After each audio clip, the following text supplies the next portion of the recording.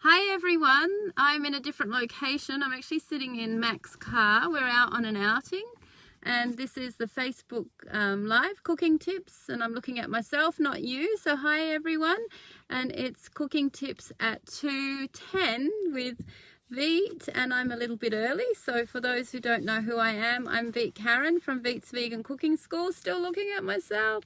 I'll look up at the camera. It's so weird doing this. And yeah, I'm here to show you cooking tips. And how do I do that from a car? I'm not cooking in the car, but if any of you watched the cooking tips from 2 days ago, I showed you how I toast up some nuts and seeds and sometimes coconut in a frying pan. Is anyone there yet? Come on, say hello. Anyway, I toast them up in a frying pan, and then I put them on my cereal. I have them in my salads. And today, because we're out on an outing, yay, I love outings, I've got them. Now, how am I going to do this? I've got them in this container here. Oh yeah, you can see them. And in with them is some mulberries, and dried mulberries, dried cranberries, and dried sultanas.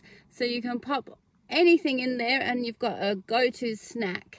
And you know, we went out for lunch and the lunch was brilliant and it was full of protein. I had rice and beans. Sam, you're there. Hi Sam. Sam, we're in the car. We're in Mac's car. Woohoo!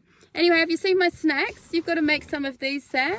Watch the Facebook Live from before and toast up your nuts and put some dried fruit in with it. Yeah, and so the lunch we had was great. It had lots of complete protein, but sometimes I go out to eat and it doesn't. So if I've got these nuts with me, I can just snack on them afterwards. So yeah, so we're going to continue on our outing, and I hope if you're not here now, you'll watch me later. I love it when I know people are watching. Okay, bye. See you tomorrow at 2:10 for cooking tips with Veet. Bye.